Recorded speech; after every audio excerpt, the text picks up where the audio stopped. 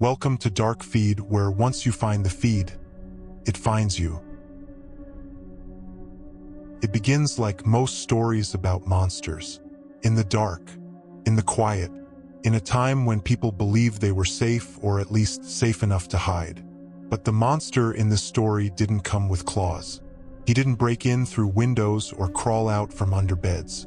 He came with a pencil and a sketch pad and a smile that said, "You can trust me." San Francisco in the 1970s was a city of two faces. One was freedom, glitter, music, revolution, love. The other was shadows, secrets, shame, and silence. For the gay community, this was a time before protection, before equality, before visibility.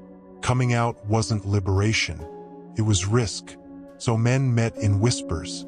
They found each other in bars with no names, clubs lit only by strobes, alleys hidden behind diners. They flirted in code, laughed too quietly, loved like no one could ever find out. But someone was watching, and he wasn't looking for love. Between January 1974 and September 1975, the bodies began to appear. All men, all black or white, all gay or assumed to be, and all brutally murdered. Stab wounds to the back, neck, and chest. Defensive injuries, deep slashes on hands and arms. Most were found in apartments, hotel rooms, or near beaches. They had one other thing in common. Each victim had been seen leaving a bar or club with a man described as young, slender, black, and soft-spoken. A man who liked to draw them first. He'd sit beside them, pull out a napkin or a scrap of paper, and sketch their face. He'd compliment them, charm them, convince them to leave with him, and they did, straight into the dark. The press called him many things, but one name stuck: the Doodler. The first known victim was discovered on January 24, 1974, at Ocean Beach. His name was Gerald Kavanaugh, 49 years old. Found face up in the sand, fully clothed, stabbed 17 times. His wallet still on him. No signs of robbery, just rage, just blood. Then came Joseph Stevens, 27, a well-known female impersonator and comedian in the Castro district. Last seen leaving a club with a young man who had sketched his face. Found near Golden Gate Park, stabbed to death. Then Klaus Christmann, a German national, father of two, closeted. Also murdered near Ocean Beach. He had been stabbed at least 15 times. His throat was slashed so deeply it nearly severed his head. Police found a tube of lipstick in his pocket. They called it a homosexual slaying, and they moved on. In total, at least 5 confirmed murders were tied to the same killer. But unofficially, there may have been as many as 16. Most of the men were closeted. Some were married. None were out publicly, which made tracking their last movements a challenge. Their lovers were anonymous, their friends in the shadows, their community afraid to talk. Because in the 1970s, being gay didn't just mean you had to hide from society. It meant you had to hide from the police too. But here's where it gets darker. There were survivors, 3 to be exact. 3 men who met the Doodler, talked with him, left with him, and lived to tell the tale, sort of. One was a well-known entertainer, another, a diplomat, the third, a high-profile businessman. All 3 were violently attacked by a man matching the Doodler's description. Each survived with serious injuries, and all 3 refused to testify. Why? Because they were closeted. They feared losing their jobs, their families, their reputations. They feared being outed, more than they feared a killer walking free. And so the Doodler stayed in the shadows. In 1976, San Francisco police arrested a suspect. He was young, soft-spoken, black, a talented artist. He fit the description. He had no alibi. They even had witnesses willing to ID him in private. But when it came time to go to court, none would testify. Even with immunity offered, even behind closed doors, they all refused. because the world outside was more dangerous to them as gay men than the killer who tried to end them. And so the suspect walked. No charges filed, no trial, no justice. And so the Doodler disappeared. Or maybe he didn't. Maybe he simply moved on, changed tactics, grew older, found another city, or stopped drawing faces and started wearing one. The case faded from headlines, faded from public memory.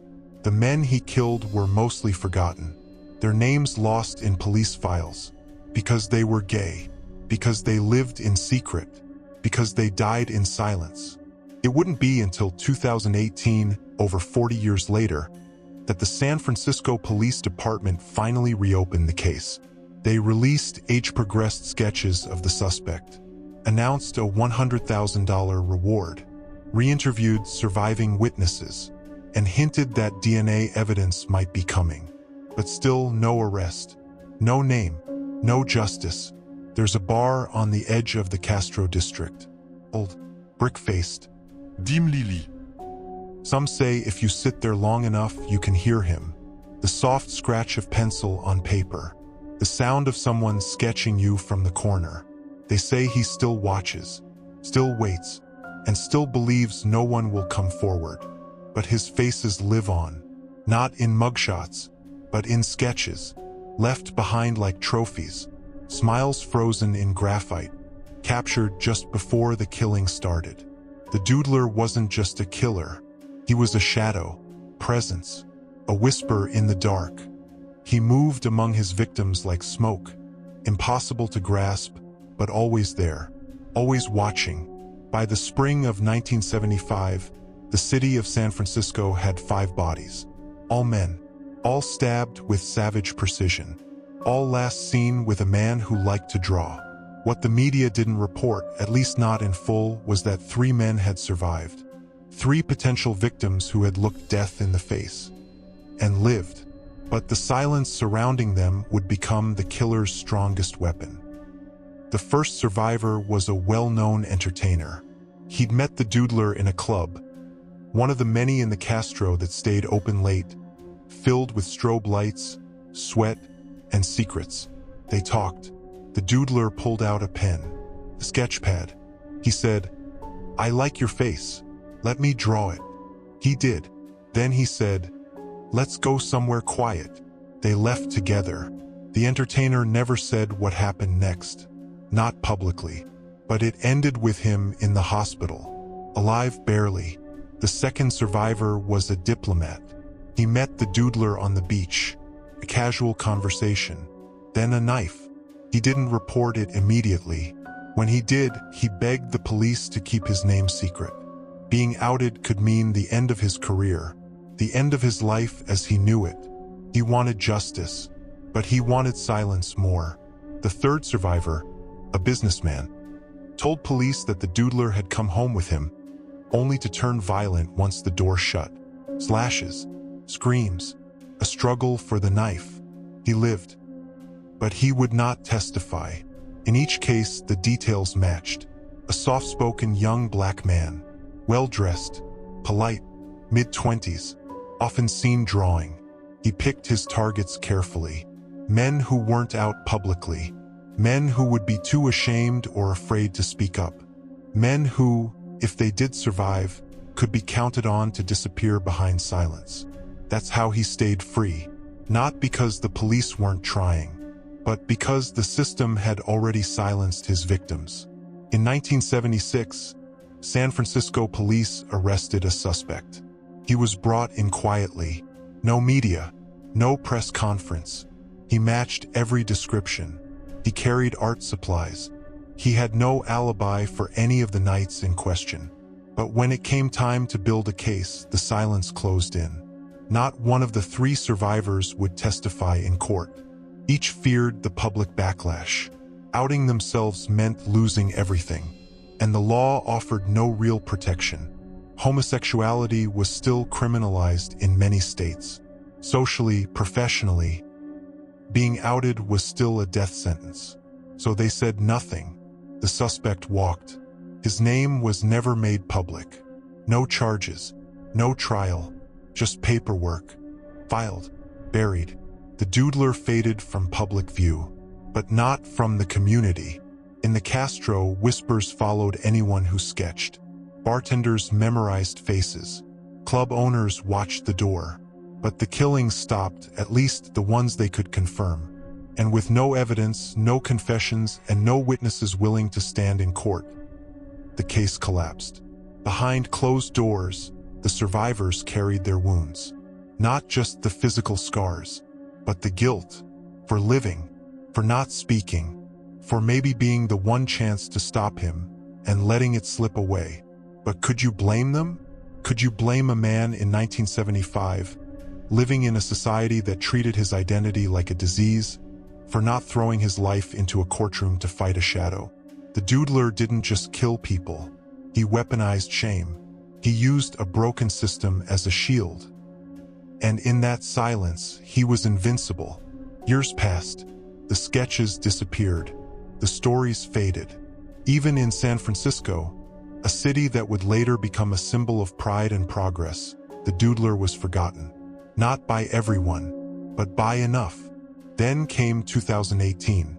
Detectives in San Francisco's cold case unit reopened the file. They released age-progressed sketches of the suspect. He'd be in his late 60s or early 70s now. Still out there. Still free. They re-examined evidence from the original crime scenes. They revisited witness testimonies. And they hinted quietly that they may have DNA evidence. But without cooperation from survivors, they still lacked the smoking gun. In February 2019, the department publicly announced a $100,000 reward for information leading to an arrest. It made headlines briefly, but even then the fear lingered. Would anyone speak? Would anyone who knew him, a roommate, a friend, a lover, come forward after all these years? So far, no one has. What haunts people most about the Doodler isn't just the fact that he wasn't caught. It's the idea that he relied on silence, that his victims were people the world had already decided didn't matter. And he knew it. He counted on it. And he was right.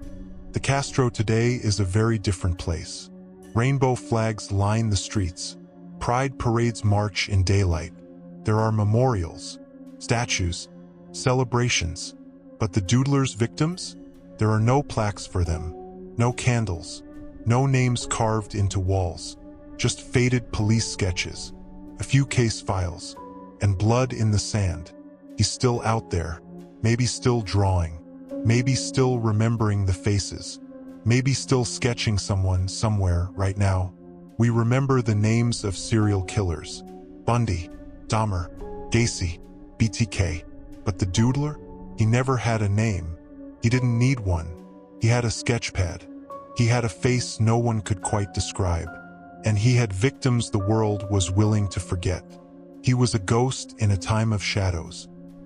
He walked through the queer community of 1970s San Francisco, a place already haunted by stigma and silence, and found the perfect hunting ground. Between 1974 and 1975, 5 confirmed victims, maybe 16, 3 survivors, no arrests, 1 suspect, no trial, just pencil lines and blood. And then, he disappeared. Some believe he died. Some say he changed cities. Some think he never stopped, just got smarter. Targeted people even more invisible, people who would never be missed. In 2019, the San Francisco Police Department reclassified the Doodler killings as an active homicide investigation. A long-dormant cold case, now thrust back into daylight. But daylight didn't bring answers. It only revealed how little had ever been done. The sketch released by police was age-progressed. An older man, lines around the eyes, but still that vague, haunting calm. A killer who never ran, because he never had to. The department confirmed they had a person of interest. Possibly the same man arrested in 1976, though his name was never released. Still alive, still in the Bay Area. They hinted that they had DNA, but no charges came. No public confrontation, just silence. They reached out to the public, to the LGBTQ+ community, to survivors, and that's when something unexpected happened. People began to remember. An older bartender who once worked at the Trap, a known gay club in the 70s, came forward with a description of a young man who used to sit alone and sketch people. Never drank, always polite, but never stayed long. He remembered the sketchpad, the way the man watched others, not with lust, but with calculation. He didn't know if it was the Doodler, but he remembered being uneasy around him. Then came another tip. A man who claimed his former roommate, back in 1975, would bring home napkins with faces drawn on them. Quick portraits. Strangers. Always men. Always discarded. He never thought much of it until years later. By then, the roommate was gone. Moved east. Changed his name. The sketchpad, he said, had been burned after an argument. Even now, no charges. No arrests. Just fragments. Shadows. Memories blurred by time. But the police aren't the only ones searching. In 2022, amateur internet sleuths picked up the case. They mapped the crime scenes, overlaid timelines, examined club rosters from the 1970s, and found a chilling detail. The Doodler may have attended group therapy sessions for homosexual panic. It was a controversial and now debunked condition used to justify or explain violence against LGBTQ people.